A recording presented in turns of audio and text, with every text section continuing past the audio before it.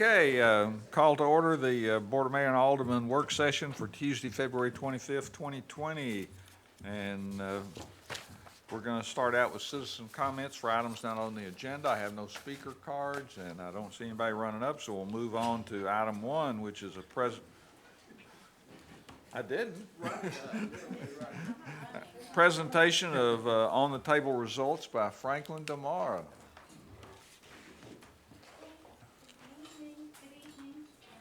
To talk there. I did the right thing. I pushed to talk. Hi, I'm Mindy Tate, and this is Alina Bell, our board chair for Franklin Tomorrow. And thanks for giving us a few minutes this evening to present our on-the-table results from 2019. And as you can see, the Elevate Consulting logo on this page. We worked with Elevate Consulting out of Nashville to compare and analyze not only the 2018 and 2019 on-the-table results, but we also felt it was important to provide them with the results from the National Citizen Survey that the city had conducted as well in 2019. And we are very pleased with the results and the alignment between those reports. So we'll talk a little bit about the data. So in both 2018 and 2019, on-the-table participants overwhelmingly had positive views of Franklin. And I know that doesn't surprise you because the National Citizen Survey is very similar in that context. But participants experienced Franklin as a place with a strong sense of community, as quaint or charming, and as a place experiencing growth, which is viewed both as an asset and an area to focus on in the future. And others also express that they view Franklin as a growing city that other small towns or cities can look to. So we were pleased to hear that. On the table event differences, in 2019, our focus on public events and engaging senior and youth populations. And Alina, if you want to talk a little bit about the senior populations that we met with. We felt it was important to have a deeper dive in making sure our seniors had a voice, since we have seen a large intake of seniors coming into the community, and they were very open and very specific as far as some of the details that they had in sharing about the quality of life and in areas, the reasons why they're here, primarily being for their children, for the beauty and the character of Franklin.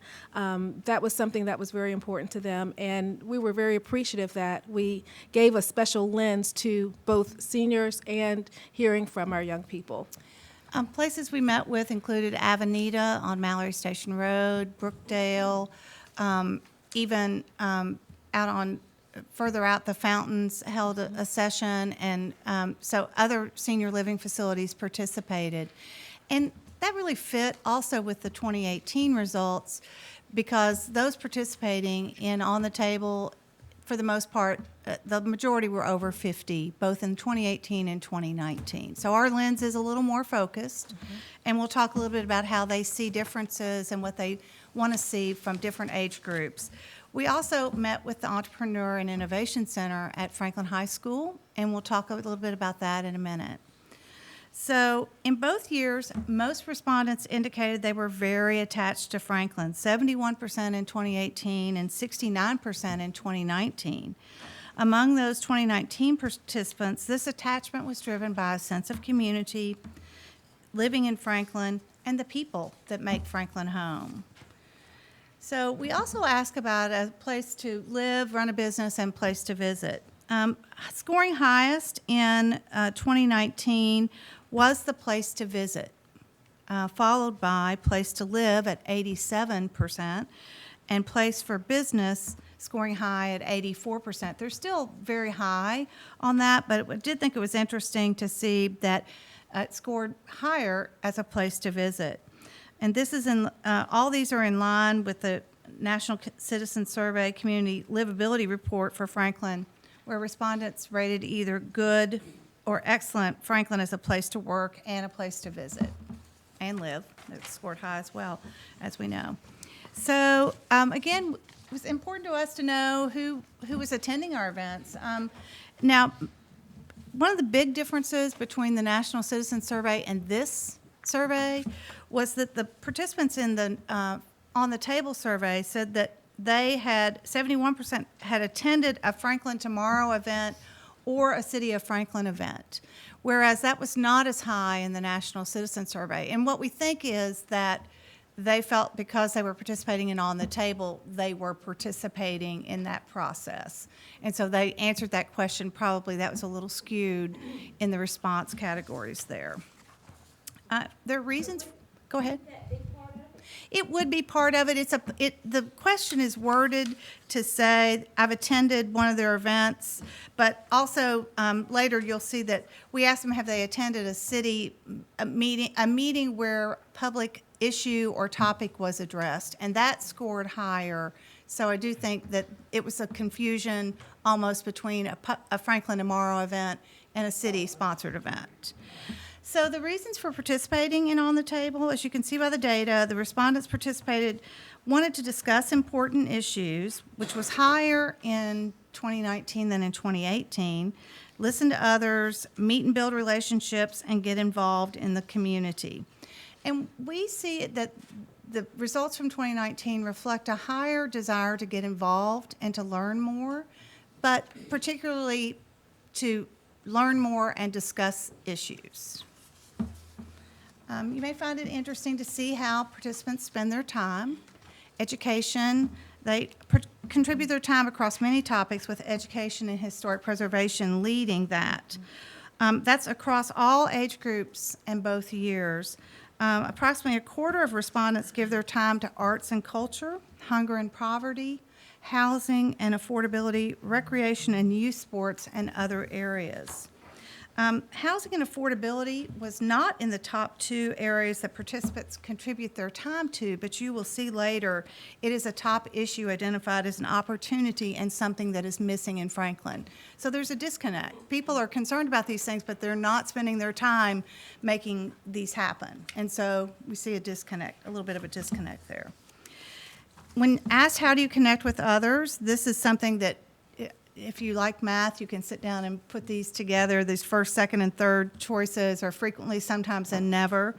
But top spaces were religious institutions, workplace, and restaurants, coffees, or social hour. I was kind of surprised to see that schools did not score higher there, given the involvement that you see, but that did not score as high as I anticipated. That could have something to do with the age bracket or demographic of those participating. Yeah. But we also know that so many of the people who participated are here and active to be near their children and grandchildren. So you still might see that connection, I would have thought. So, Aline, a little bit about the top issues for participants. Yes.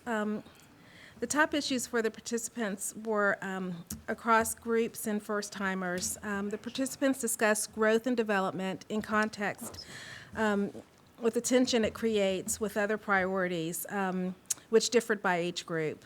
The youth discussed growth and development with the need for affordable housing was an area of concern for them, and also another concern was the overcrowding in schools.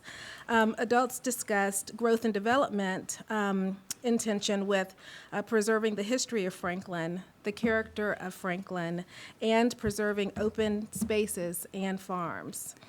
And you may remember from the National Citizen Survey, there was some increase in the term growth and development or concern about growth from your survey as well, and so we see that reflected a little bit.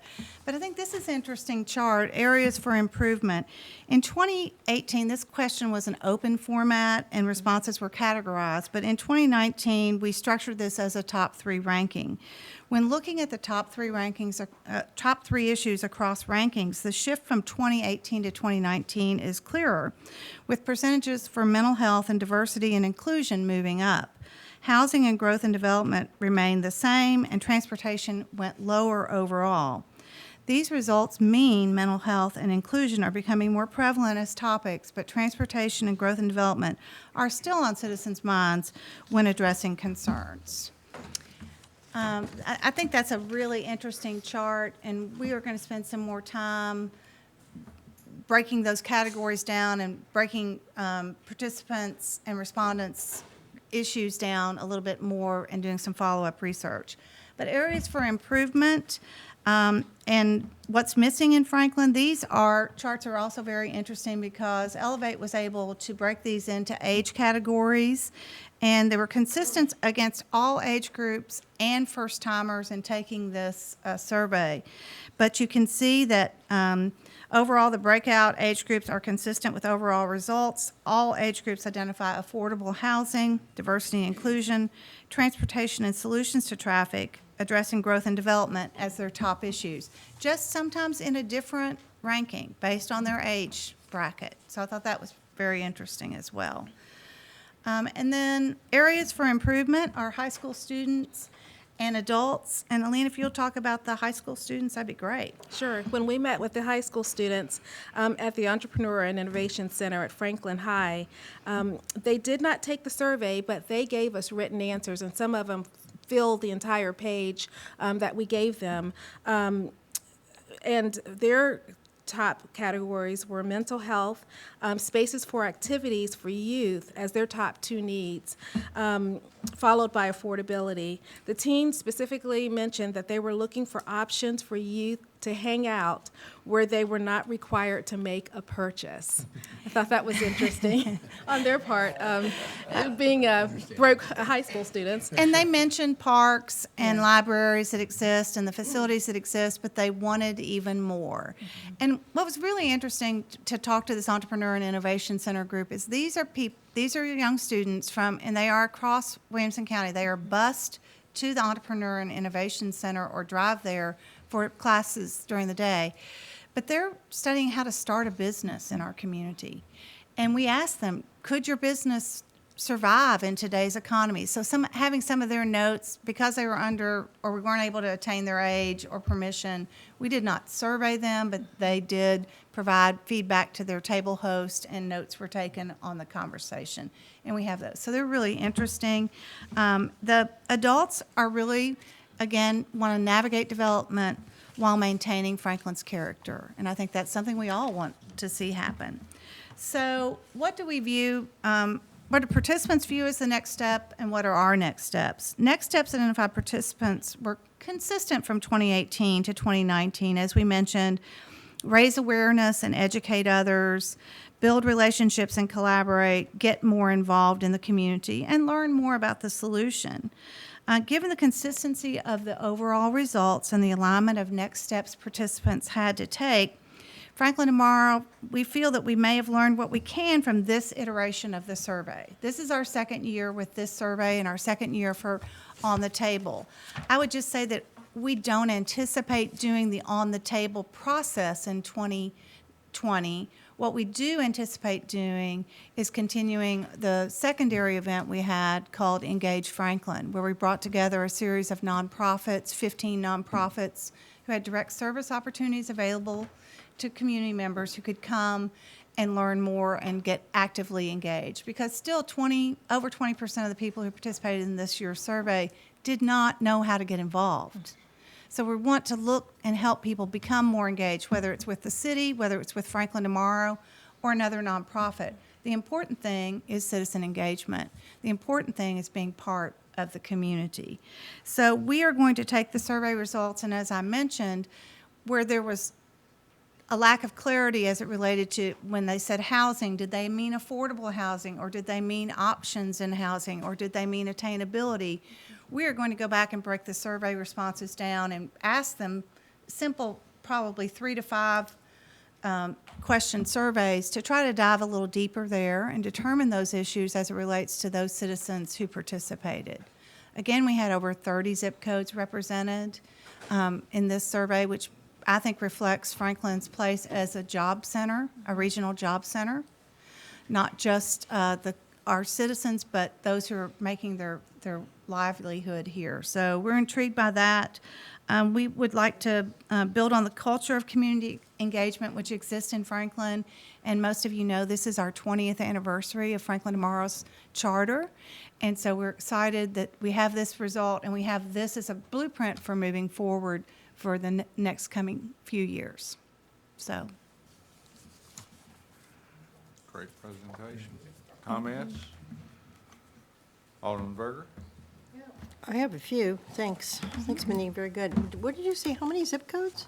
Over 30 zip codes. So where are these people coming from? Because we only have a couple zip codes here Well, in we Franklin. have close to 10 zip codes, so you In the are. county. In the county, and so you're seeing people representing, because I think you know that when you say Franklin, that doesn't mean just inside the exact corporate limits of Franklin. I know, but People there's- feel an ownership. So we have the entire Williamson County represented in that, but also Davidson, Murray, Yeah. Rutherford, as far away as Sumner County. But these are people who are represented because they either work, live, or play in Franklin. So there's some element of Franklin through jobs or, Yes, ma'am. you know, okay. I get Because, it. I mean, they are part of the community because they Working- work in Franklin. Working every day here, I can see Right. that. Or own a Visiting business. a day or two every month, I don't see that as Well, I think that, that critical. Well, You know, I maybe as a actu- visitor I do, but not as a participant. Well, at Breakfast with the Mayors, I had two different people. One that was from North Nashville who came to Breakfast with the Mayors that early in the morning. I also had someone from Lewisburg who was at my table. And so when I hear 30 unique zip codes, I'm thinking people are coming in because they have to work, and Yeah. I'm not surprised. Yeah. many Okay. people own a business here who don't necessarily live here. So I think it is reflective of Franklin and Williamson County as a regional job center. And we saw today in the Wall Street Journal that Nashville is number 2 in job growth, Yeah. just behind Austin. Okay, a couple quick questions. I'll be very quick, but some things just came to mind. So when we're looking at the participants' view as next steps, talked about raise awareness, build relationships, get more involved in community. Did they say how to do these things? How they wanted to do that, or are they asking how to do it? I mean, they say they, Well, we did not, You know. we did not ask that next question. That question, there is an open-ended series of responses. But most people would say raise awareness and educate others. And then if you related that back to their level of involvement that they currently have, but also many people want to learn more about an issue. So we did not take it to that next step. one of the things I see here, get more involved in the community. One of the things I find, because we have so many people participating over and over and over, and, which is great, but we need new people. And I think if anything, we need to concentrate on how to get people involved in the community, how to put your name in, how to connect. I mean, the mayor puts his email out and his phone number out all the time, but how do people actually know, hey, I could be considered for something? Or, you know, it's open to the public. Just contact the mayor, contact an alderman, talk to them about it. I think if we talked about communication and education, I'd like to see more of that happening in our community, so people know actually that they're welcome to get involved and how to get involved. And it starts usually with just a phone call, and it's a great place to start with, maybe a phone call to you all, phone call to elected officials, both the county and the city, the mayor, the staff, something of that nature. Let me just interject a comment, Yeah. because I have an opportunity to include a lot of people, and Yeah, you do. my habit is that we usually advertise positions that are available, but also we've started reaching out to the Citizens Government Academy graduates, which is a great resource of people that are interested. And then, of course, we have a couple of other academies too. But certainly, we're always, we don't have as many positions as we have people that want to Yeah, be that's involved good. with what we do as a city, but there's certainly a lot of nonprofits that people can participate with. Franklin Tomorrow, Friends of Franklin Parks, on and on and on. There's And no that's the beauty shortage. of Engage Franklin, that event, and we hope to really concentrate and grow that, hold that in October of this year, because the opportunity is there to present that these opportunities exist, whether we had dogs adopted at the Yeah. Engage Franklin, but also the folks from One Gen Away went over and talked to the folks from Habitat for Humanity and said, do your residents ever need a help during the month or a food box no one had ever had that conversation. So it is also the integration of nonprofits Yeah. and sharing when you've got a good person who wants to serve and putting that person in touch with the right nonprofit or organization. Well, that's great. I like that. And then the last two things. Empty nesters to seniors. Empty nesters can be in their 40s and 50s, to seniors, 50, 60, 70, 80 and up. Was anything ever mentioned about housing types? Because we have we have Brentwood to the north that does 1 per acre. We have Franklin, who we've gravitated more to density for certain reasons. Our access to I-65 and the Cool Springs area, the hub, unlike Brentwood doesn't have that hub, they're trying to develop a hub. But, so we're very different, and we've chosen to do more density, and a lot of seniors, a lot of empty nesters even, and some people starting out, younger people, the more millennial and older people of the 30s or 40s are, sometimes when you have children, you're looking for something different, but a lot of them are looking for zero lot lines. They're looking for more dense because they are on the go. And the seniors want a lock and go lifestyle. So was anything ever approached, or did people bring that up about housing types? There is when you're looking at what's missing or areas for improvement, you will see the term housing, and sometimes it's affordable housing in their notes, or sometimes it's attainable housing, or sometimes it's just housing. So we want to take those people, the responses that were housing, and ask them, what did you mean? So we'll be doing So we'll be that doing that. during over 2020. Let's talk about housing types too, and what kinds of, because we have developments and we're always, talking about how our zoning ordinance, our land use plans are matching up and what we want to see. And then the last thing I just want to say is, it's always the words out there, diversity, inclusion, but I'm not sure what that means in this. Is it meaning they want more diversity, inclusion? Are they talking in the private sector, in the government sector, in education? What does that mean when they say diversity and inclusion in this sense? Well, I don't know the answer to that question, because don't again, know. those were open responses, and so we would need to dive a little deeper there, and that's another area that we certainly can do that in. I think that we do see that some people had not lived in their current home for more than 10 years, so they may be new to our area, and they may not see the diversity that they saw in the area they came from. So we can look into that, but I couldn't Is it answer that diverse? question Yeah. directly. I would be more interested in defining that a little bit, because I'm very interested in what diversity and inclusion means. You're talking about in our neighborhoods, you're talking about in our churches, in our schools, in our government. What does that mean? Because you can throw, not you, but we all could throw that word out, and it's nebulous. I'm not sure that, I like to attach meaning to things when I see it, and dive deeper down and say that, and I know that probably wasn't your goal at the time, but as you go forward, those are the things that I'd be interested in finding out.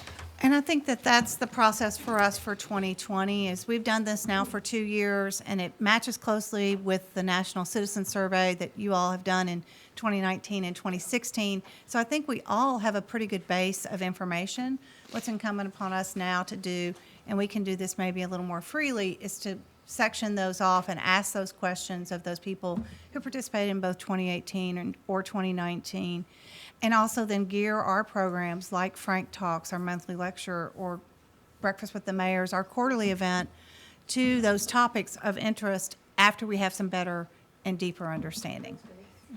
Thanks. you. Thanks so much. Thanks for your time. And you have the report, and if you would like the copy of this, you've got that. Yeah, Alderman Bransford. The youth who is looking for places to hang out, that is without cost. Are the high schools available after school hours? Are those spaces available for I see a head shaking no. So, Not and unless I, it's a school-sponsored Right. event. yeah. Otherwise, it'd be called babysitting. Well, I like what they're saying here, because this is a way for our youth in our community to get closer to each other, because they're in different neighborhoods, different schools, they don't know each other. So if we can explore this, and I would like for you all to take a deeper dive, what are the opportunities that we can help our teenagers to become closer, because those are going to be the people that's going to be helping us with our city and running our city and producing good citizens in the future. So let's not be strangers with someone from Fairview or Independence or whatever. How do these youth get to know each other? I dropped some kids off at the mall this weekend because they wanted to hang out at the mall, but these are like middle school kids. But that's kind of what they like to do. They get coffee and ice cream and whatever. And We also had a group for the first time at the elementary school, one of the first times at the elementary school level at Franklin Elementary School, and we had a small group there. We had a parent volunteer, and Stacy Davis, who used to be on our staff, who conducted that. And the kids really focused on the sense of community. And we asked them if they had a superpower, what would it be? And it was amazing to see that they are concerned about the environment, but they're also concerned about caring for each other, making sure no one's hungry in our community. And so really interesting to talk about the youth, and we have to be so careful in what we release about that and in what we ask of them without, violating their privacy. So we're just excited to be able to see some of that information. You didn't offer the squares to hang out, did you? I did not, because those no cruising signs are still Yeah, up, by the way. they're still up. No cruising on the square, so, but When I was a kid growing up, our high schools, opened up facilities on Saturdays for kids. And you had a, strict sign-in, put your name in, you got a little tag, you had to wear it, and you could go into the gym, you could go into the swimming pool, you could do different things. And we utilized our schools because they weren't being utilized on the weekends. Now, if we had a basketball game, that was one thing, then it wasn't open during that time. They utilized those facilities that sat empty all weekend for the kids. So the kids in our community had places to go. And it wasn't, and I heard Brandy say, it could be babysitting, but it was conducted and funded by companies in the area. I think we can't forget that that a quarter of the people who participated in this survey, the adults who participated, didn't know how to get involved and weren't maybe aware of some of those things. And I think that's also probably relates to our youth, though we don't know the answer to that. Do they know they can go to the rec center for $2? And $2, probably not.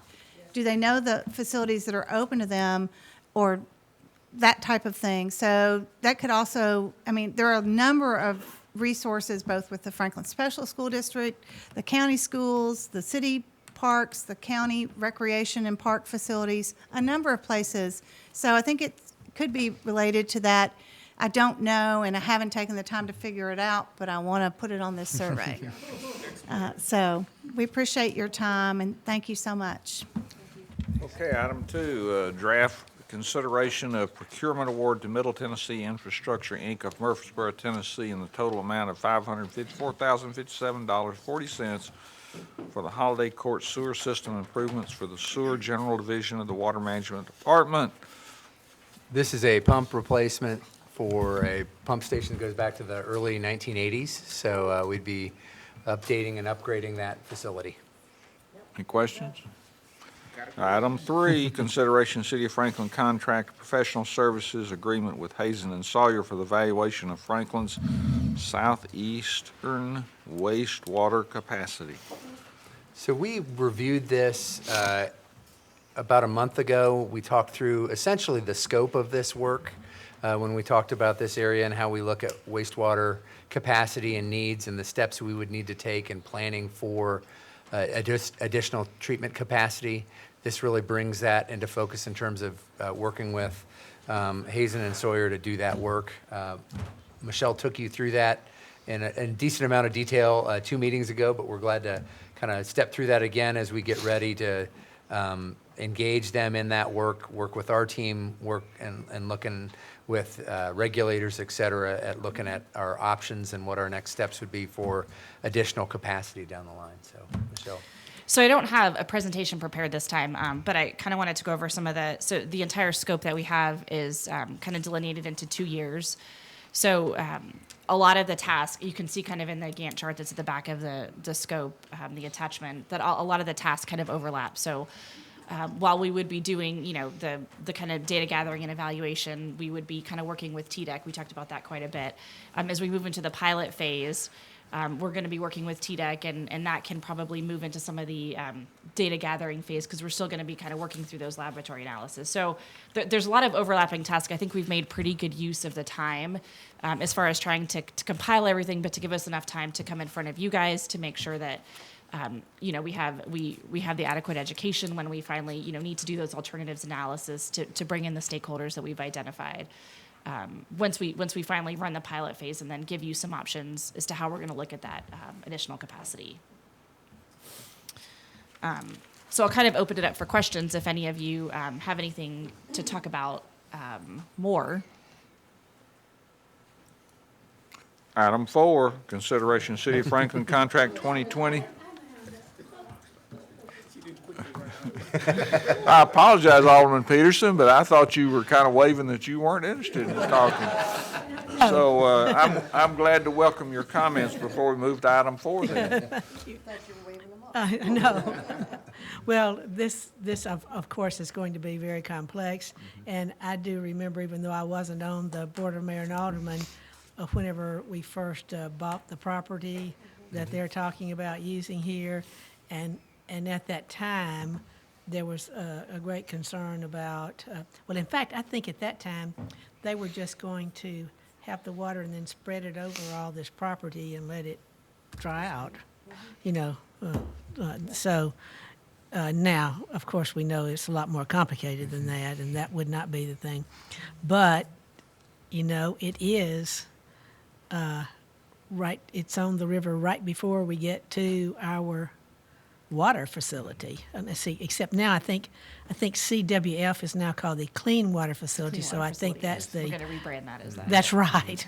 But I'm just saying though that it's right before you get to the intake of what we would be doing on the water that we treat to send out to the city.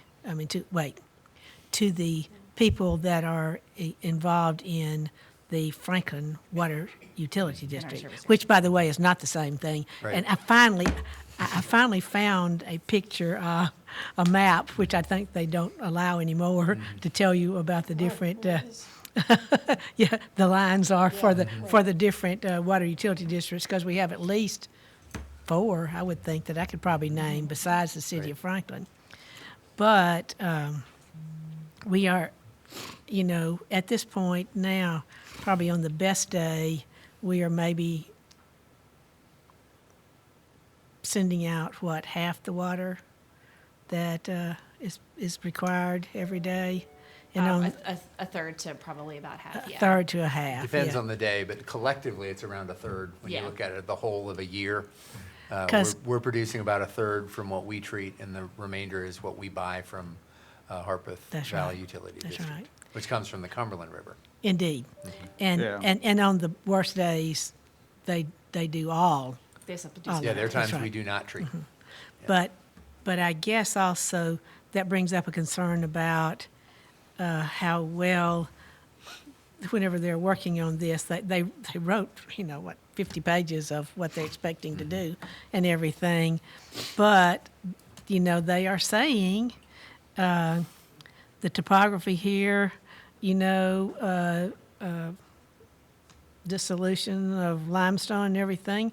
But in other words, it says things like this: underground drainage, sinkholes, and caves. I don't know that we have caves here, or they even talked about underground streams, which I don't know that we have here. But the point is that the area here has problems that many areas do not have, or they do not have. Well, it's just like I've said, over the years many times, Williamson County is one of the few counties certainly in Middle Tennessee that doesn't have a big water source, you know? I mean, it doesn't have a Cumberland River, it doesn't have Right. Tennessee River or anything like that.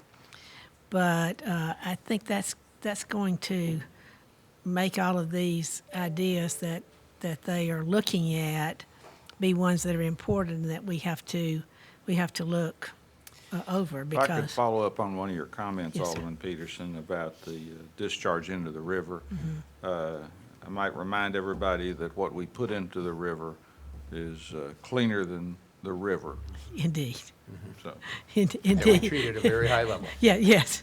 But we do have problems with so much. I don't see the two phrases that they used so much, but this, as I say, kind of shallow aquifer and everything is kind of working. It's going to make it more, it's going to make our job more difficult. I'll put it that way. Right, and that's why there's a significant part of the of this scope that allows for some geological and kind of And like that's right. hydrogeologic investigation, because that's really going to drive how we dispose. I don't want to say dispose because it's not an appropriate word. How we reuse our effluent that we've treated. That's right. And so that's part of the stakeholder process, is that once we evaluate all the alternatives, we'll bring kind of the entire group in and evaluate those, and then make a decision of how we want to move forward. And it would be a half again as much as we're treating right now, or that we will treat when we get when we get the one that's in use now. That's part of the scope, is because there's kind of some more areas that are being added to the southeast part of town. We kind of need to reevaluate the size of this potential plant. So when the IWRP was done a decade ago, you know, we didn't Yep. anticipate a lot of the growth that we have right now. So so part of that's going to be reevaluating kind of some of the population projections and how that affects looking at our potential reclaim capacity of how we can upgrade our system, you know, from those aspects as well. And there's also, on the other side of that, there's also been some areas that you look at that you see how likely are they to ever come onto the central system. They may very well stay on a septic system, et cetera, over time. You just don't know. The annexation laws have changed, so we want to reevaluate the assumptions that were made with the integrated water plan 8 years ago now? Yeah. 7, 8 years ago. So some of those things have changed, so that's gonna be an element of this too, is to just sort of update our assumptions and make sure that makes sense. Some areas are probably growing faster or with greater intensity than maybe was anticipated, and there are other areas that are the flip side of that may likely not develop. We talked some about that when we looked at projected development. A year and a half ago, when we met with the county a month or so ago, we had that discussion as well. There's some areas that will develop and infrastructures there now or in the future to support it, and there are other areas where that's not as practical and may not ever come onto our system. So that's what we want to update as well. And there are still some places, and that brings me back to thinking about not the soil, but the I don't know how to describe this exactly, but there are some areas in the county, you know, people would always say, well, you know, there's going to be a point where you have to get off of septic. But there are a number of subdivisions in the county that have been on septic for decades, and I don't mean just a couple. I mean at least 4 decades. And there's some areas in the county where the soil, you know, still works for them there. Now, there's some other parts like north of here, you know, that's mostly rock. But I'm just saying that is something for us to also take into consideration. Thank you. I think it's going to be very complex. Sounds like it. Item 4, City of Franklin Contract 2020-20, settlement agreement and final release of claims for sidewalk repair on Wortham Circle. This is repairs an insurance company paid for, and they're asking for release, and we need the board to enter into that agreement. So it's about a $4,000 sidewalk. Yeah. Item 5, City Franklin Contract 2019-0221, Road Impact Fee Offset Agreement for the Southbrook PUD subdivision with Southbrook. We had talked about this 2 weeks ago in terms of intersection improvements on Lewisburg related to the Southbrook development and how we might want to look at incorporating the full scope of intersection improvements there. And so this is the agreement that provides for that. Paul's here to kind of walk you through that. Yeah, so we've been in this intersection twice, and hopefully this will last us a long time. The level of service was F with the proposed developments.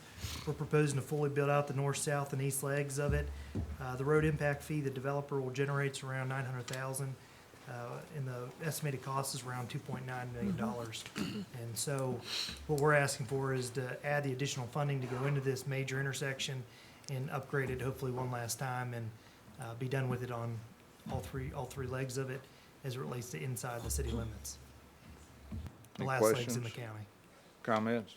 So this would be a commitment of about $2 million of road impact fees. The timing is dependent on development, but it's probably, educated guess, 4 years out? Yeah. Something like that. So, and as more development occurs, it would also contribute to this area and these improvements as well. We've got pretty significant capacity available as we stand today. And you know, likely that capacity would grow somewhat between now and that, when it's really gonna be drawn on. So, Alderman Speedy. that's it. So yeah, once we make these improvements, can we guesstimate what level of service we'd be at if we made the 2.9? I don't know the exact level of service, I'm sorry I don't have that, but I know it's an acceptable level of service that just brings it into compliance with what we would expect of that development. Alderman Blanton. Considering that they've moved into more of a phasing type approach, is this calculating for the entire build-out, both east and west? This is not. This is only what we know is coming. So if those additional phases happen, Then that would kitty goes contribute to up. those impact fees right there. Okay, I was just making sure, because I know that we've bounced around on different iterations of the plan, Yeah, so. good question. These Yeah. improvements accommodate those future growth to make sure that we had that level of service as well. So, I'm understanding, before we talked about this, that these improvements are all going to be done Yes. upfront. What we During- talked about with the not developer is like- phasing in about 50% of his development, having a trigger that he's got to start the improvements. So initiate the design right away at about 50%, about 4 years into it, they would start on the improvements to the intersection. Okay. And it's going to take us that long, honestly, to do the design, and there's going to be some right-of-way acquisition. And so there's work to be done. It kind of allows it to run in parallel with the development. Yes. Alderman Peterson, were you going to make a comment? The only comment that I was going to make is, of course, this money that we have really has actually already been, you know, kind of awarded to some other things too, but it still should be okay, right? Yeah, you've got pretty significant capacity. You are Right paying now. debt service at around $2.8 Exactly. million a year. But you've got capacity in this category of impact fees in excess of, I think it's $14 million or something like that. So it's a significant amount. And again, as other development occurs, it will also contribute to this same fund. So, you know, it's a calculation and a projection. We think we're still pretty conservative in what we've put out there. But this makes sense to get it done in one shot and not have to go back repeatedly to get to the capacity we want to have. Item 6, draft professional services agreement with Barge Design Solutions, Inc. for the design of the Bicentennial Park project in the lump sum amount of $385,500. And this had some discussion at our capital investment committee, and staff did a little more work on kind of evaluating the options and the relative cost of options as we look at design, and we wanted to walk through that with you tonight. So, Paul, and go I ahead wanted to and first introduce introduce Shahad. Shad. She's helping to take the lead on a lot of our parks projects and working very closely with Lisa and the parks team to deliver a lot of these. So you'll see a lot more of her around. And so with the original CIP, we budgeted around $4 million, and that was mainly for building improvements, and we didn't know the exact scope of the project. We've since, developed the master plan, and the cost estimate associated with it is coming in more around $8 to $9 million, significantly over what we had budgeted. There was also the comment at the last CIP workshop that we had is to look at having permanent parking within the floodway versus temporary parking, and that really made us say, let's take a step back and really look at this budget of what we're designing and make sure what we're designing we can actually afford to build, and we have the board's support to build it, and that the funding is truly there. And so we've developed two options. We've tried to itemize it out the best we can to help the board understand where this cost is. Option one versus option two, the main difference is really building the turf parking area versus the paved parking area. The paved parking area was around 1.8 million, where the turf parking is around $1 million. It's also important to note that these are both parking for the facilities is in the floodway, which is currently against our zoning ordinance. But we are looking at how we can change that and adopt that to allow exceptions for parks, because typically your parks are going to be in your floodplain, floodway area. And so that's something that we're looking at. Our recommendation right now is to go with the option one for spillover future parking. However, again, we've tried to itemize it out. The other thing that came up during this is to really accommodate the park, we have to curb and gutter the north side of North Margin Street, and you start putting in storm drainage and moving a lot of utilities, and it kind of says, well, it's not a whole lot more just to do the south side while you're there and get the utilities in its final location, so you're not rebuilding that street again later at a future date. And so again, the option one with the turf is around 8.6 million. And if you wanted to consider and continue to look at a permanent lot in that area, our current estimate's around 9.4 million to include design and construction. And again, we've attempted to itemize that out with the exhibits to the best of our ability, and happy to answer any questions that you have. Alderman Martin. We've talked so much about parking for our workers in the downtown area, and I just see this as a potential for that. The area that you're talking about, temporary parking. I know it costs more, but wouldn't it behoove us to go on and use that for parking for our workers? We looked at that, and the concern there is that location is not a great location for parking. You've got 200 spaces, public spaces that are right at the hotel that have been added. Owner of property just south of this, private owner, is looking at a parking lot, a facility there as well. So there's a good potential. You build that parking, and you may only, I guess you're talking about moving employees there. I'm just not sure that that's the best use of that, especially when it is in violation of your zoning ordinance to look at doing a large parking lot in your park. That it would be better to have it be green and have it be spillover parking, as opposed to parking that is going to be more isolated and of less value to the public. We've put money in your capital project plan, about $8 million, to look at additional parking in downtown, that we'd rather target areas that are more conveniently located to the general public, and that would be a better use of your money and of that space, and that you want to keep your park more green than paved. I could not agree more. But so far, we haven't seen those parking lots for our workers come into being. We Well, haven't it's not, seen it. it's not for our workers, it's for everyone. We're not about just providing for our employees, we're looking at what the general public can make the best use of.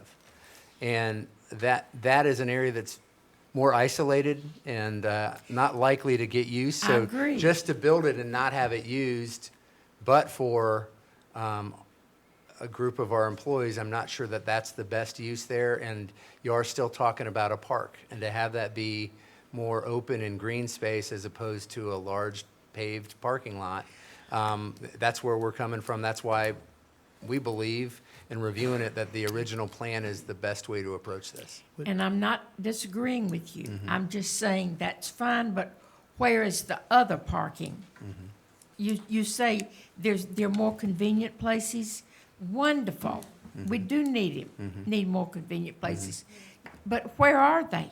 What I saw during the parking study as well is, once you got away from that core 2 blocks of downtown, it wasn't fully occupied.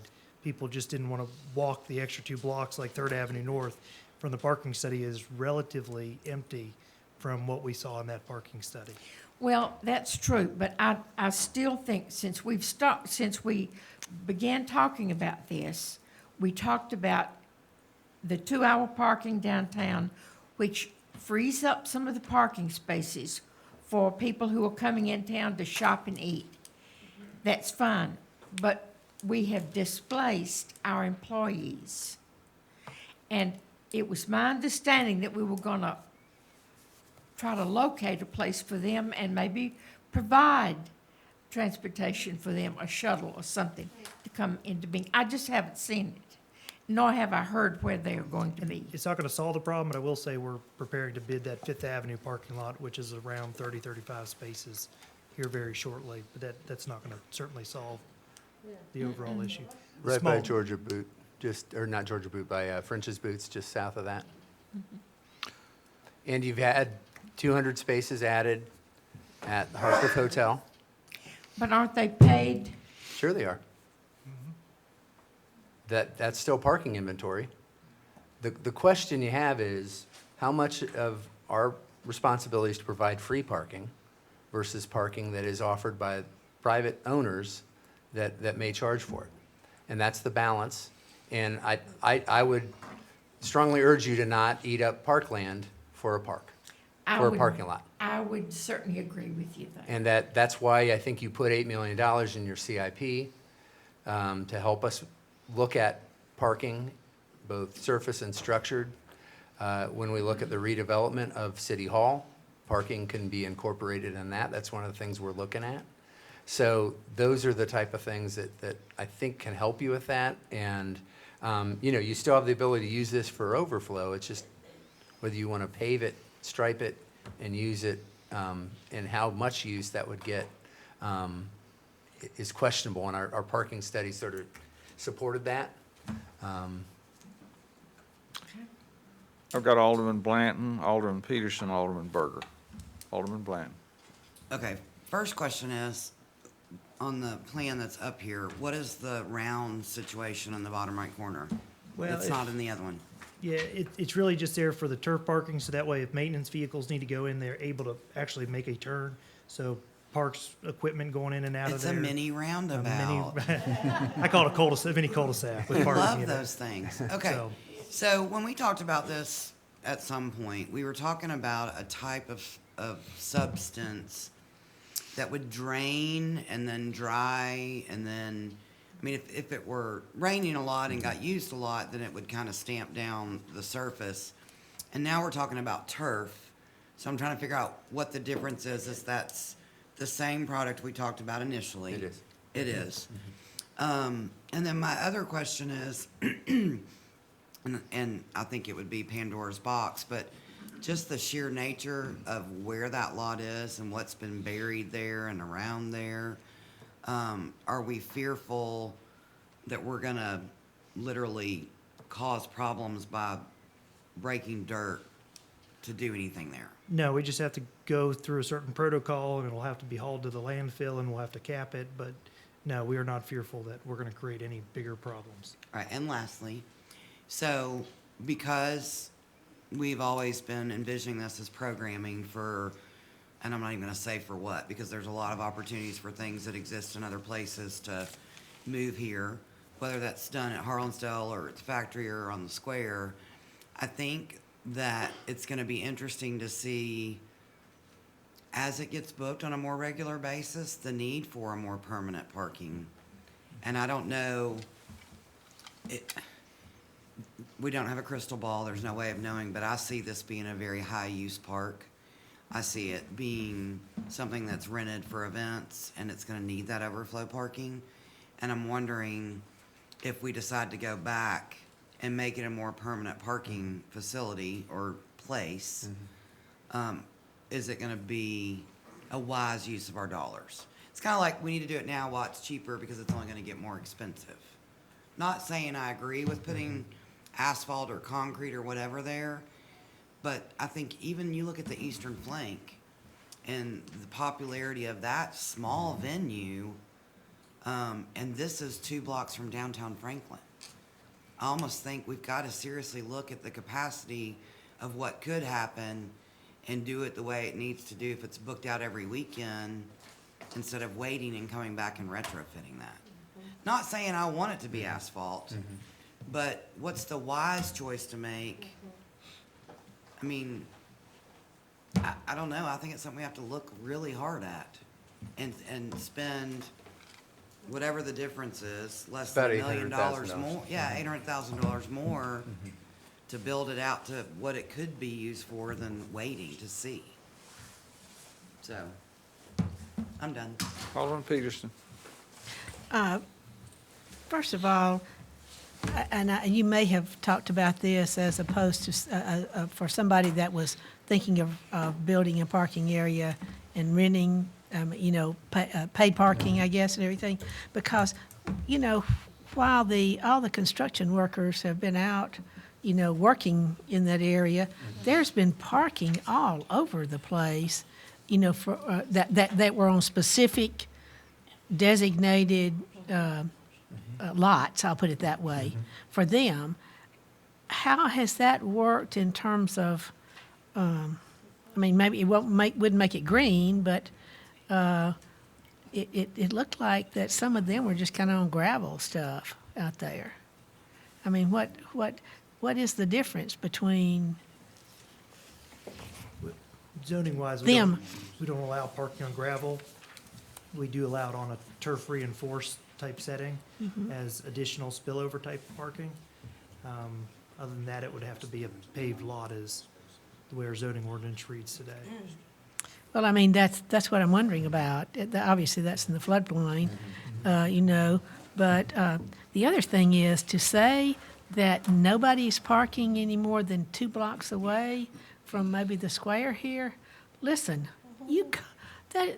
I've been here and driven around, and you'd be amazed at where the people are parking, and they're definitely not the people that that live in those houses there.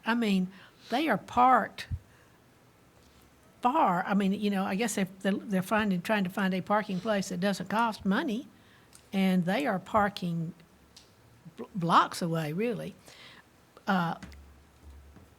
So I think that's only going to get worse. But now we're talking about, well, as I say, we've got the 200 extra in the Harpeth parking. Harpeth Yeah, Square. Harpeth, I was just going to say that. But again, that's going to be pay, and you're talking about this other area that's belongs to an individual that's also going to be for pay. So I don't know how many people are going to have to add that on to their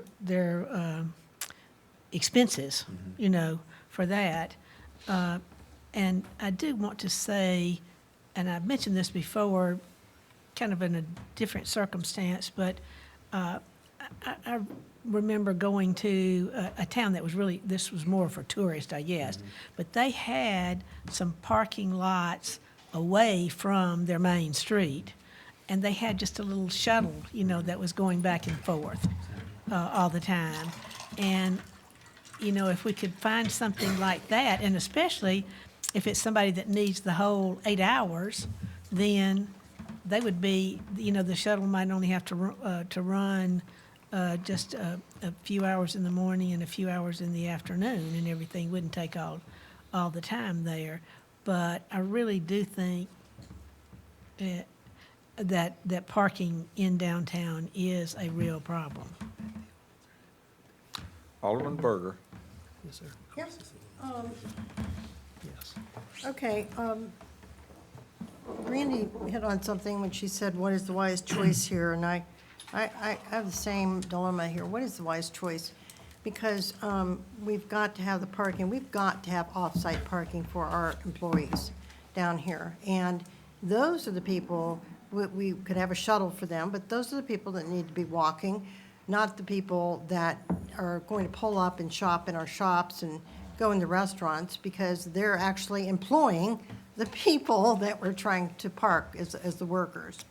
So I am more or less saying that I'm more concerned with getting more parking closer in for the people spending the money in our city, and the employees, we need to accommodate them.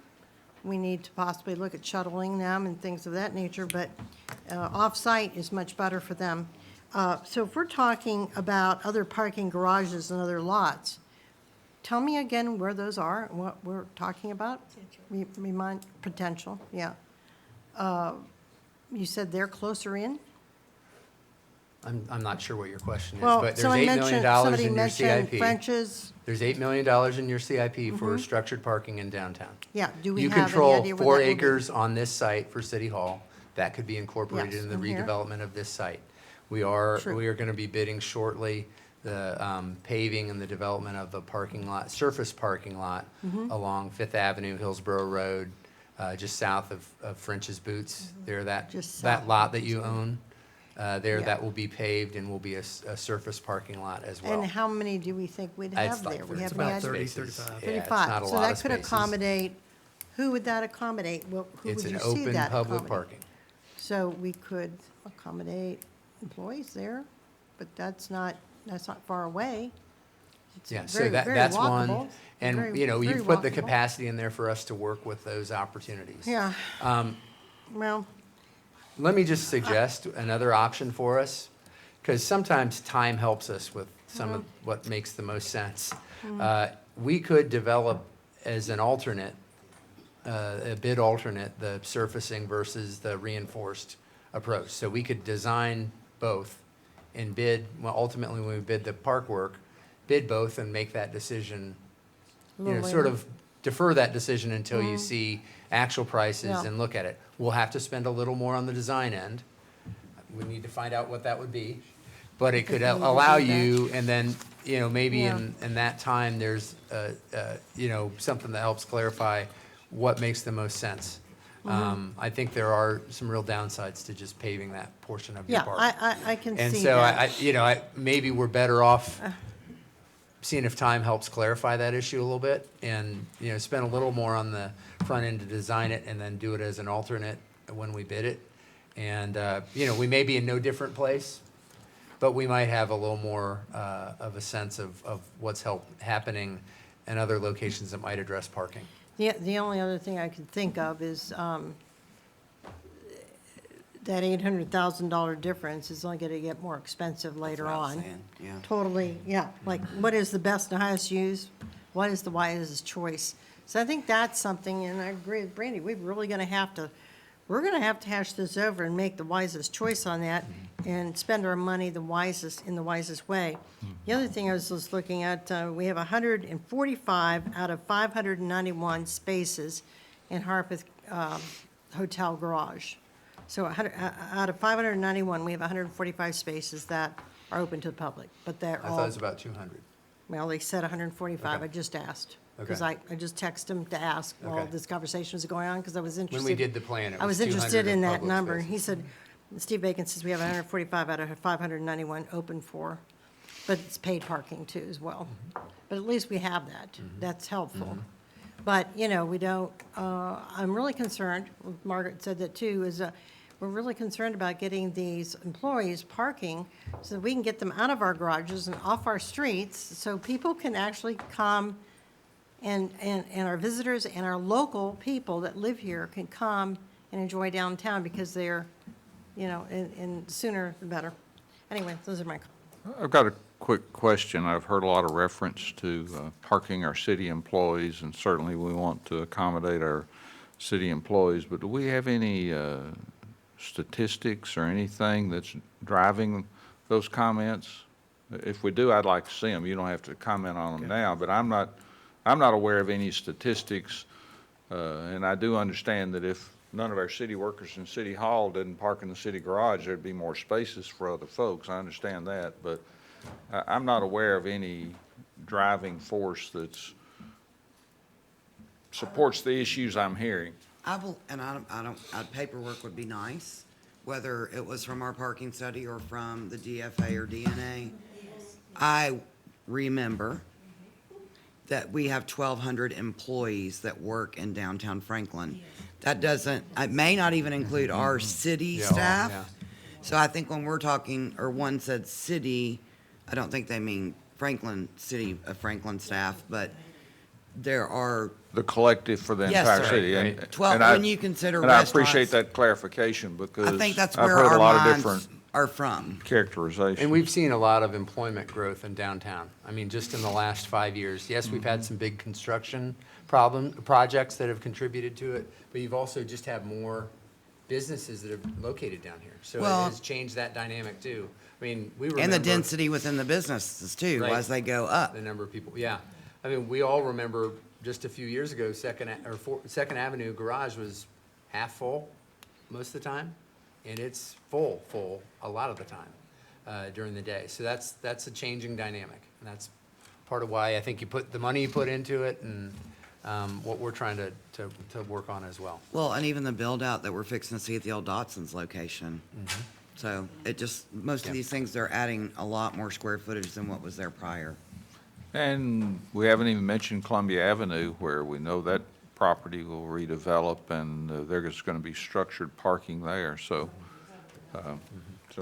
ready to move on to item Could I seven. say? Hold on, just, point of clarification, go back sometime or other and see, because when we did this parking garage out here, the property belonged to First Tennessee Bank, and we did the garage. But the agreement there was that the garage would be First Tennessee Bank and city employees. Is that? Yes, sir. Okay. That's my point. Yeah, And I understand, things change and things evolve, but the original intent of that garage was First Tennessee Bank and Franklin City employees, and any other overflow was anywhere else then, so that's. My last, we are talking about the serious things, but I just want to mention too, I saw in here again the 13 statues of the virtues of Benjamin Franklin. Let's think about that.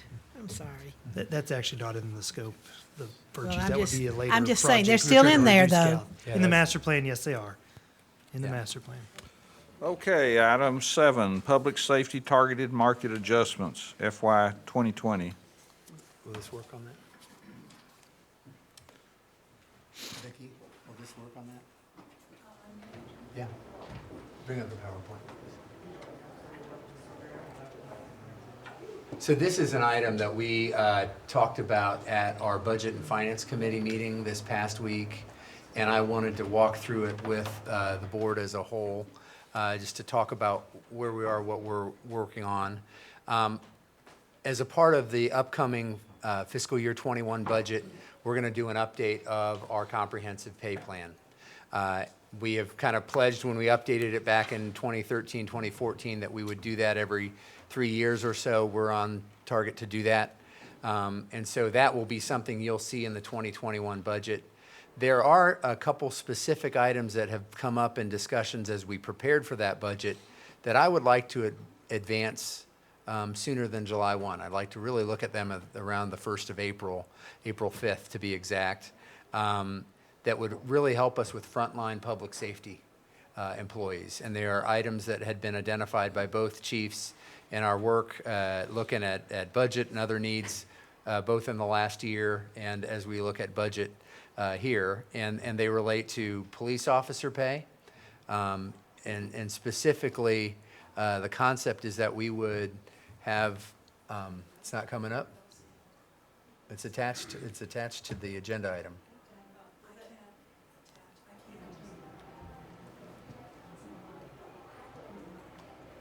Just bring it up like a normal item.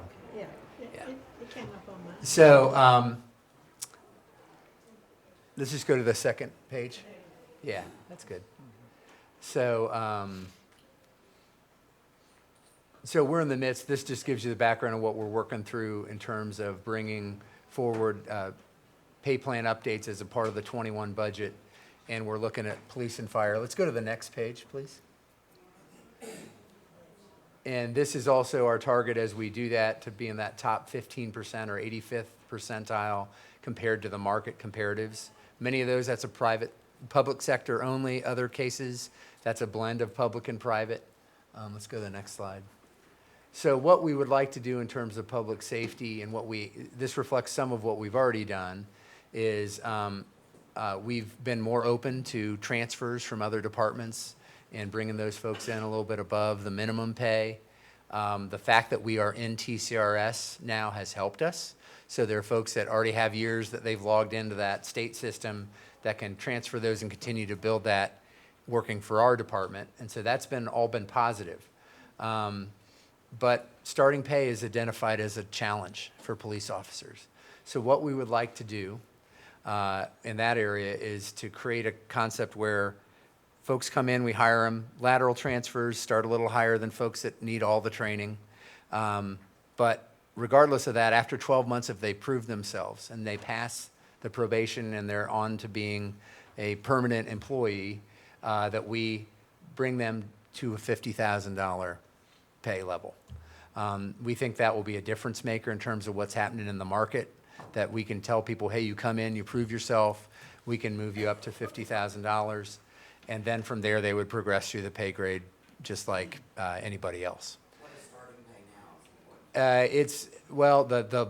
The bottom of that pay grade is in the mid to low 40s. We're starting them around 44, 40. If they have more experience, maybe a little higher than that. So this would say they may still start somewhere in that range, but we would progress them up to 50 once they've proven themselves. So it's sort of an incentive, and it also equalizes it. So we may have somebody that we have to provide all that training for that is just great at their job. And so why should they lag behind somebody who maybe came in with a little bit of experience but is really performing at the same level? So it really says once you've passed probation and you've proven yourself, that we put you at that level. Let's go to the next slide, please. So this describes that in terms of the police officer pay. That cost for this fiscal year is somewhere in the $70,000 to $75,000 range. The other component is paramedic pay.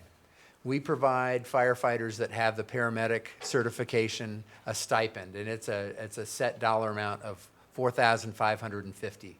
That dollar amount has not changed in approximately the last 15 years. So it is something we've not addressed. We have seen other communities across the state. Some are around where we are, others are in the $5,000 to $6,000 range. And so we'd like to address that. That cost for just this fiscal year is around $35,000. The full in, when you incorporate the base pay and potential overtime pay, is about $140,000. So we would like to increase that $2,000 and then also make that part of their hourly rate. So we won't face this problem in the future, where we have just used a set amount and inflation or other things change and we just keep using that set stipend amount. We would incorporate it as a additional amount on their hourly rate so that when they got pay increases, it would also be reflected there. So we would automatically kind of keep up with inflation. So really, quite frankly, these adjustments are within the pay grade. They're things I have authority to do, but I wanted to run by the board and talk about it before we do them. It is an early step in what will be a comprehensive pay plan adjustment that we would propose as part of the new budget. But it's one I think we want to get that word out sooner because we're recruiting police officers and firefighters now, and we want to get the word out that we're being very aggressive in getting the best. And that's why I'd like to propose looking at this sooner and taking these steps to provide a higher starting pay at the police officer pay grade, and then for paramedics, adjusting that stipend. There would be adjustments on police officer pay throughout everybody who is a police officer to kind of equalize those adjustments so that we'd bring everybody in line with this concept that you hit 50,000 after you've successfully completed probation. Vice Mayor? Is there any concern that taking this step will box in the permanent revisions, or would potentially have to be something that we would retreat from when the permanent revisions are recommended? I'm recommending it now because we commit to it as a first step in the broader pay plan adjustment that we'll do as part of the budget. So, But that would necessarily, I would assume, have a ripple effect. yeah. I'm only, Compression, look, that's what it's called. it can be compression. So I'm absolutely for recruiting and retaining the best employees. I've chanted that for 20 years now. I'm particularly fond of people who save people's lives.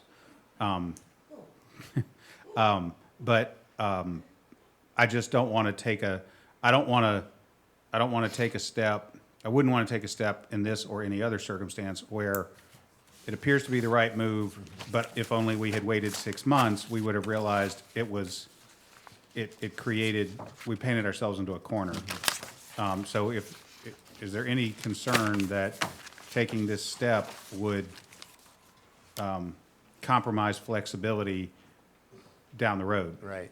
Yeah, well, what I looked at and bringing this forward to you is that total dollar amount. It's about 300,000 within the police department budget. It's about 140 within the fire department. I feel that those are things that can be accommodated. I'm not worried about the budget. We've looked at, I'm worried about the internal of the department. right. So, I mean, of course, I'm worried about the budget, but I'm not worried about, Morale. I'm not worried about being boxed in with the difference between 300 or 400. right. I'm worried about you commit to hire all these officers new officers, 12 months later make 50. We clearly can't leave a second-year officer. So let me get to that. That's where I'm going. Okay, Okay, so that's what I'm worried about. This adjustment for the police officers would also ripple through everybody who is a police officer now.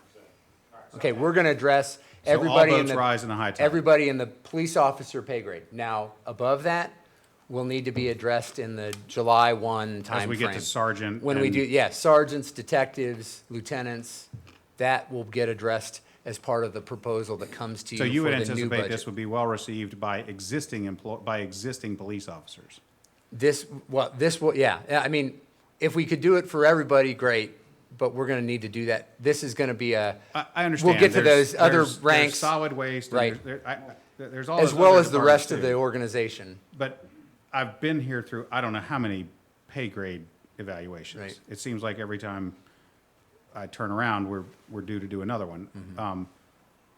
Some of the problems we've had was we try to do things to make ourselves an attractive place to hire out of the academies, Mm-hmm. only to find out that that employees with 4 years of service suddenly look over their shoulder and see someone making only $400 Right. less a year. Right. and Or that- in some yeah. cases, as much or even more. Right. And so that's something we've really worked hard on trying to address. When we did pay adjustments 2 years ago, we did this different adjustments throughout the pay grade based on how long you'd been in position, that you were at least at a minimum. We also committed 2 years ago that we would work that people get to midpoint by 8 years, and that's vetted out well in terms of how we've, for example, the fire department, we looked at that a year ago, and we only had one person that had not gotten to that point in that 8-year window. So we've really tried to be very intentional about moving people through the pay grade, and then when we make these broader adjustments, that we make adjustments across based on how long people have been here, that people that have, and also assuming that they've been effective in their job evaluations, because we do make adjustments that for folks based on how well they perform. And so there is some difference. There's a baseline increase, and then there's some merit-based increases as well. So we do pay attention to that. Right, so you're not worried that making this incremental change while awaiting larger recommendations will paint us into the proverbial corner on the bigger picture? I'm comfortable that we will make a second group of adjustments in July. That won't require retrenching from this? Right. Or? Because it's gonna be a whole that- year before that- they actually go That to won't, 50. that won't ripple out with unintended consequences? Right. We've looked far enough ahead, and we actually did look through the implications within each of these departments and felt comfortable that we could we're prioritizing this, we're putting this out, but recruiting frontline public safety folks is challenging, especially police officers these days. And it's, cities across the country are having this challenge. And we want to be a leader in that. We want to be aggressive in that and showing how important that is to us. We recognize that there are implications across the rest of the organization. That's something we manage in the budget we'll propose to you. Well, within I am reason- comfortable with Yeah. what we'll need to work through. Within reason, I want to get the ones we want. I don't, within reason, I don't Right. ever want to lose a candidate that we want to Goodlettsville, Hendersonville, Brentwood, ever. Yep. And at the same time, I do want people cherry picking from our people, because if you're not getting cherry picked from, something's wrong. So, but, okay, if you've thought about how it plays out over the next 6 months and year and beyond, and you're comfortable with that, then I'm good. Yeah, I'm probably gonna be for it. Yeah, we have, and one of the things we always look at is how you phase these in, and we try to be fair across the whole organization and do it as consistently as we can. You all were great when we did this last time. You challenged us to accelerate it 12 months faster in terms of full implementation, and we did. And so we look at that to try to get this and recognize, not just in the public safety area, but all the way across the whole organization. Because we have a very dedicated team, and we want to stay in that topper echelon of the market. Alderman Bynum. I know, public safety overall is a challenging career in many forms, and I know that we've gotten some situations where we've hired people, trained them, and then they move on to other places because the money's better. So I'm totally for this, no problem. I was a little bit confused because you kept referencing police officers and firefighters, but then specifically for Joe Public, a paramedic and a firefighter are one and the same in certain instances. So it makes it sound like we're favoring our police hires over our firefighter hires. You see what I'm saying? Yeah. And I wanted to make sure that was clear. I do know that there's still some discrepancies in the step-up pay because it's always been confusing as to how that works. So that's something we still need to work on. But I just thought it would be, you reference police officers and firefighters, but then. So let me, and again, this is an initial piece. There'll be some additional adjustments that are coming. So we are prioritizing these because this is where we're struggling the most in the market. Got it. Police officer recruitment overall, and like I said, that's pretty much universal, but we want to be in front of that. For, in the firefighter realm, the paramedic certified folks are where that is most, where we have lagged behind, and we're addressing that now. Now, firefighters that don't have that paramedic certification, this may be incentive for them to go get it. But also, folks, we'll still look at where they are placed and how they're competing in the market as well. That will come with the broader review and update. But this is really, quite frankly, prioritizing these and getting these earlier because we want to get it out there so that we can recruit and be successful. Item 8, 2019-56, an ordinance to amend Title 16, Chapter 1 of the City of Franklin Municipal Code prohibiting on-demand electric scooters. So we're back to talk about. Is it a nightmare? Did we already talk about it? I think this is the permanent shutdown. Oh, yeah, thank you. So this deals with companies that provide a large number of scooters in an area as a service, and our ordinance does not prohibit that. And we heard from you when we talked about studying it that you didn't want to see that happen. So this addresses that. So let Holland take you through that. The ordinance is pretty simple. It basically adds on on-demand electric scooters as something that the city would be allowed to impound if it is found within the city limits. So the police department could take it over, and then they would place an impoundment fee on it, and in addition to a $50 citation per scooter per day. So we're hoping with that prohibition plus a really high citation will really discourage scooters from this area. So a number of cities across the country experienced where scooter companies come in and they dump a large number of scooters and they just start operating. We didn't have anything on our books that necessarily addressed that. This will address that. Question. Alderman Berger. So, if this addresses this, if we ever want to revisit this, so does this prohibit us from doing so? I mean, You'd have to change your ordinance. yeah, this Yeah. changes the But ordinance. the direction we thought we heard when we brought this Okay. up was, we don't want that here, that's not a fit for Franklin. So this Well, puts that in the Yeah, ordinance. and I agree. I don't want to see scooters all over our city, and I don't want to see them downtown. I have no desire to see that. It is a very, very small test market between one street to about 4 streets in a area with company corporate buildings to get those people specifically out to different places. So that's what that whole thing was about. People got it all wrong. Because people talked to me later, they got it all wrong. It was a test market between just so many buildings in a specific area for the sole purpose of that. Now, so let me ask you, I've had some companies get a hold of me, and they are possibly going to do some scooters for their own employees. They're going to do some bicycles, and they're going to do some scooters. They're going to have parking in their garages for them. They will go down to CVS, they will go down to lunches, they will go down to wherever along Carruthers to get to places, and then come back because they have to get back to work, so they're going to come back on the same bicycle or scooter, whatever they do. Does this prohibit them from doing that? No, we would actually allow that because they're going to start and end at the same spot. It's like as if you're owning your own personal scooter. You wouldn't just leave it out there Right. for anyone else. Yeah, because there's no place to, that's the other thing. With that test market, there was no place to leave them on the sidewalk or the street. Yeah, what this would allow, That- yeah, this would allow Pe- individuals to people- have scooters. People like to come and speak at the podium and say, oh, they'll be all over the place, they'll be lying, and I'm like, no, that's not what that was about.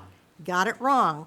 You know, all they could think of was this vision of how horrible it went wrong in Nashville because they allowed it without having an ordinance, absolutely.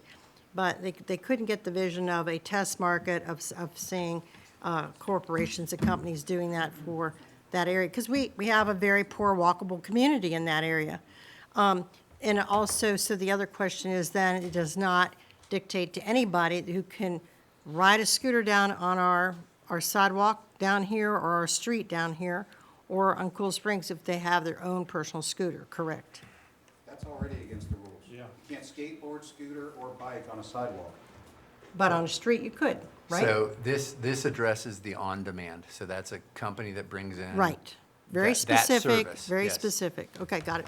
I just want to make sure we're clear on that because I'm going to get the calls and then people are going to ask me about it because there's the bikes and the scooters and they're possible very limited for certain companies up there. Vice Mayor? Okay. I don't think the problem was that people didn't understand the proposal.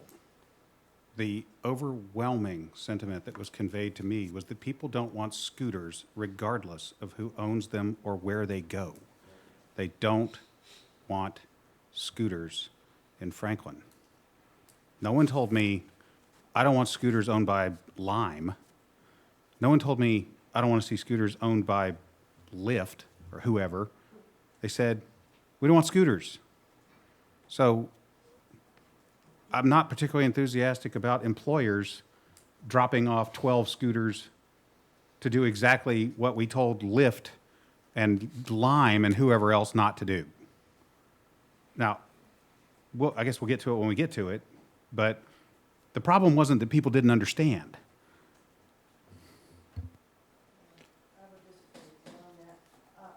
May I speak one more?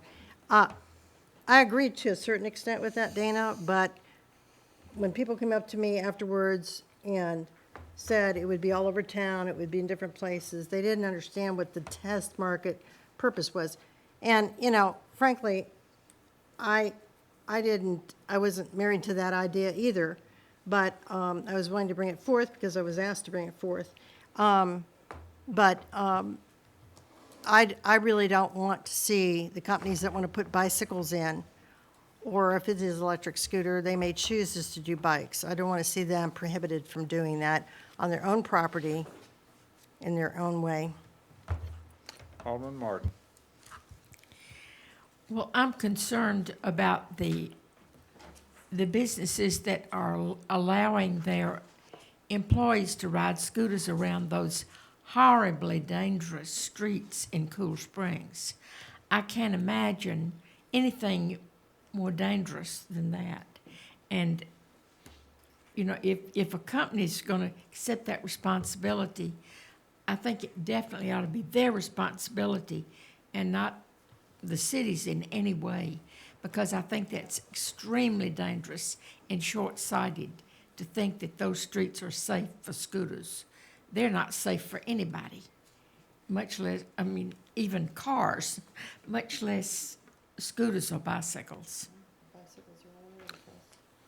All right, we're going to move on and try to finish up here tonight. Item 9 is ordinance 2019-55, and ordinance to amend Title 15, Chapter 6, Section 15603 of the City of Franklin Municipal Code pertaining to stopping, standing, or parking near mailboxes. Everybody okay with that one? One comment would be, I know Vernon has mentioned that other cities, they've already started converting as existing neighborhoods. Have we been yeah. communicated to the city of Franklin when neighborhoods like myself may start getting converted? No, that's on that's the mail, the U.S. Post Office kiosk thing. Yeah, yeah. We'd have to ask Vernon on that if there's anything new on that. I think we're still we've tried to communicate with them what our standards are, but I'm not sure if there's anything new to say on that. But this really gets at the fact that we don't have anything on the books and we've had a situation where people park in front of somebody's mailbox and won't move, and they can't get mail. And we can't do anything about it. It's very rare, but we don't have anything on the books to address it, and you'd think people would have a common courtesy to not block somebody's mailbox, but every once in a while we have an issue with that. What does And I stand drove mean? out there, and the car was out Yeah. there, Yeah. just the way they told us. What it does was. stand mean Stand? versus stop? I don't get that. What's stand or I think stop? it's a general term of art around how vehicles block an area. Standing and stopping. Is it just a legal term? Legislation Anything that would- devolves to the lowest common denominator. Anything that would stop the delivery of mail. Yes. Like if you're Vernon, standing do you want to update on the out there kiosk? waiting on somebody. With respect, Alderman Speedy, well, first of all, good evening. Good With evening, respect to the U.S. Postal Service moving into existing neighborhoods that have individual mailboxes, no, we haven't heard that they're moving into established neighborhoods. The ones that are previously approved, the situation we had a month or so ago, actually, we haven't had any more concerns raised because we're hoping they're contacting the HOA. And Lori Jarose, who's in our Building and Neighborhood Services Department, that works with developers and our team on assigning building numbers and confirming the names of streets with the various entities, which includes our emergency services and the Postal Service, she's staying in touch with it too. And if we hear that they're going to move into existing neighborhoods, we'll certainly try to work with Melissa and our communications team to get that word out. But it can be a sensitive issue, as you heard a month ago. So, nothing yet.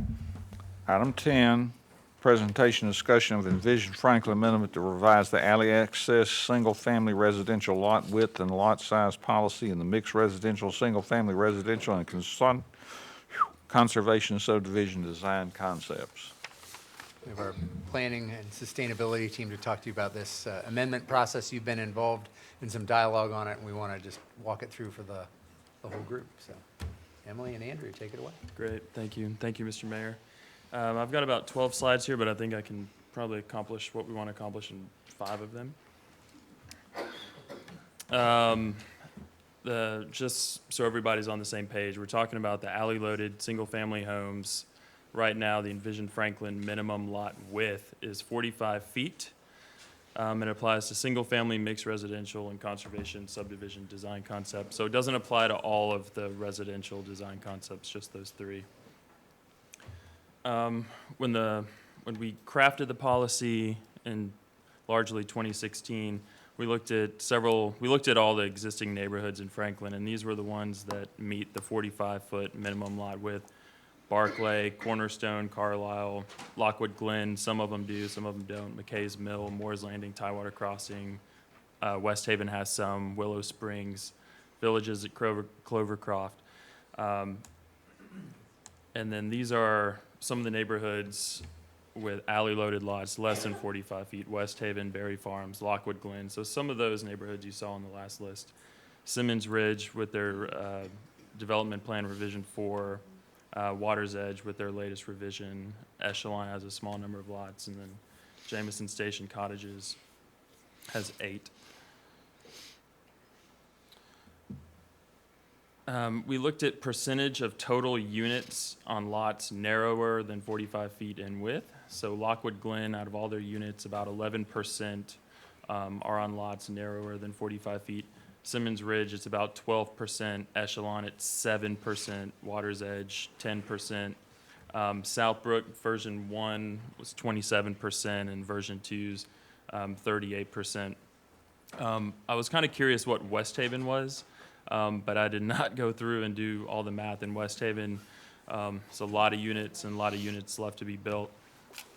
Berry Farms has about 1,000 units that they're approved for. A lot of those are multifamily and condos, but they do also have a fairly high number of single family that are on lots narrower than 45. I'm going to skip that. I'm going to go ahead and jump to the recommendation. You know, it's largely based on development requests that we've gotten in the last few years. It's based on existing neighborhoods. As more units on these narrower lots have come online, we're hearing, you know, well, we've done it in West Haven, we've done it here, we've done it there.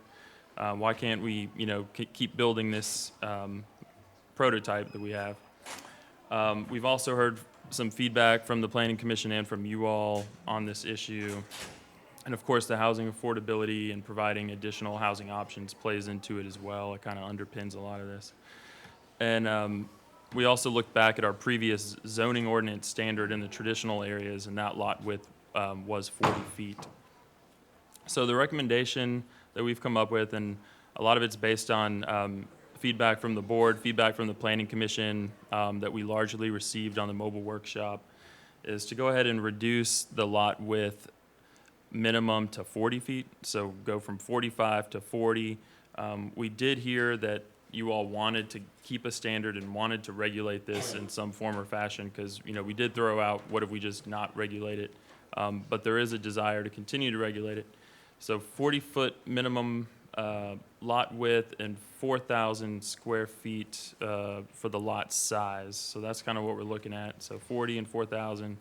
And then allowing up to 10% of total units in a development to be on lots even narrower with no minimum. I'll skip that. We did have a community meeting on the 13th. We had pretty good participation, and we received some comment cards, largely from folks in the development community who either supported the proposal or wanted even kind of deeper cuts into the percentage so you could have, you know, even more homes on narrower lots. I have received some emails from citizens who like the standard. They like the standard that we have on the books. We are planning to bring this up. It's on the agenda for Thursday night at the Joint Conceptual Workshop, and we're anticipating a vote on March 26th. Alderman Bland. I don't usually talk this much. I guess that's just good content tonight. So I don't necessarily agree with this. I don't know side by side what everybody said, because I think a couple of things. I think there's areas where it is narrower than 40 feet and it works. I specifically do not like, and you didn't read it out loud, not on purpose, where it says up to 10% of the total number of residential units could be on narrower lots as long as they are interspersed throughout the proposed development. To me, that's the worst possible way to do it.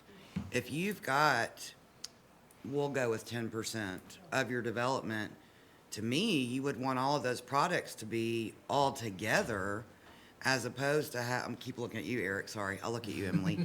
As opposed to having a large lot, a small lot, to me, that's just wackadoodle. Because I think you want continuity in your development so that it feels the same.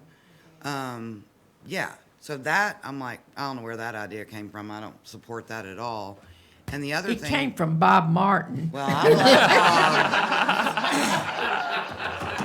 Well, and At long last.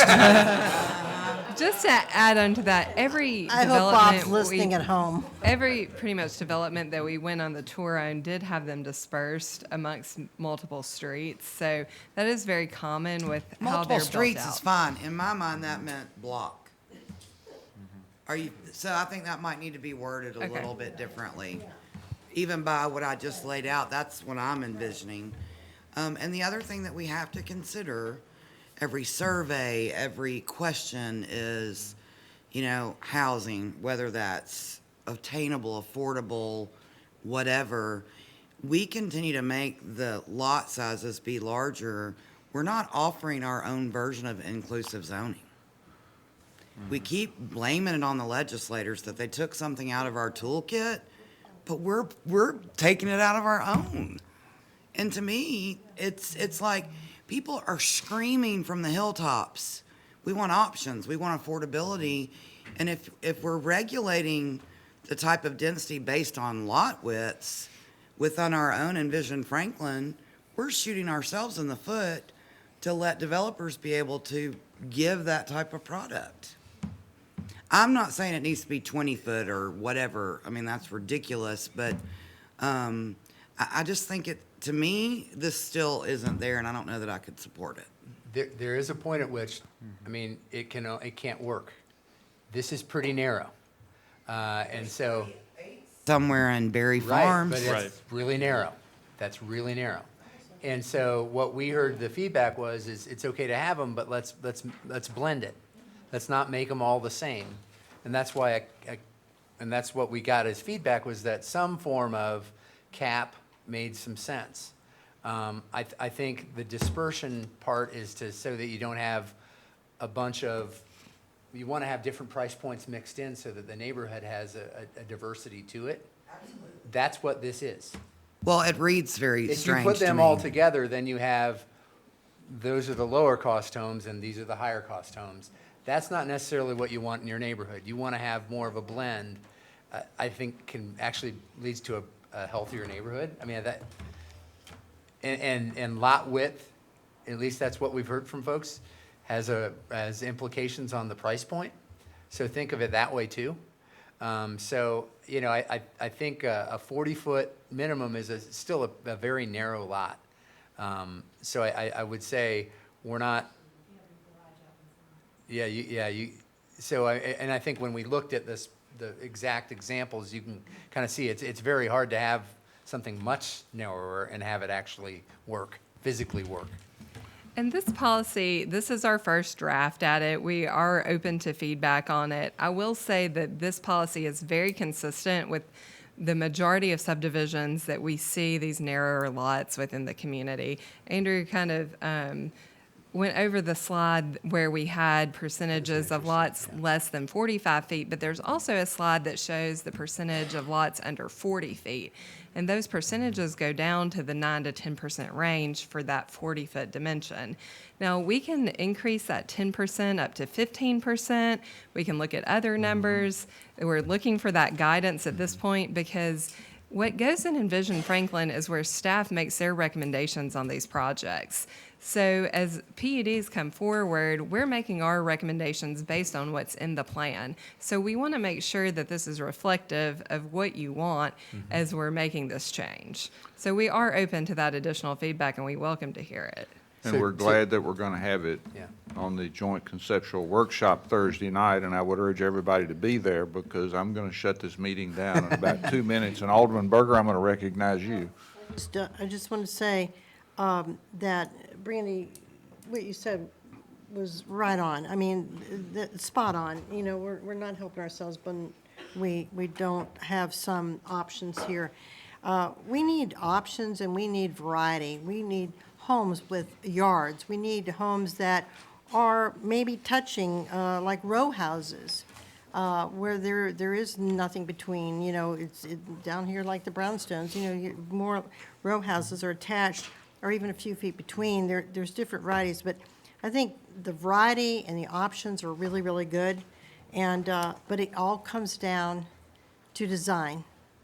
And if we have a street or two that has the narrower lots, I'm with Brandy. I don't want to see them spattered throughout the entire development, but I think in a couple streets together, in neck touching in another street with larger lots and things, that there's a variety right there. But it's not every other house is different in, as far as yards, but it will come down to design. We'll see you at 7 o'clock.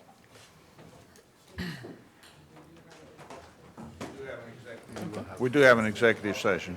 I guess so. Yeah, I mean, if we delete that,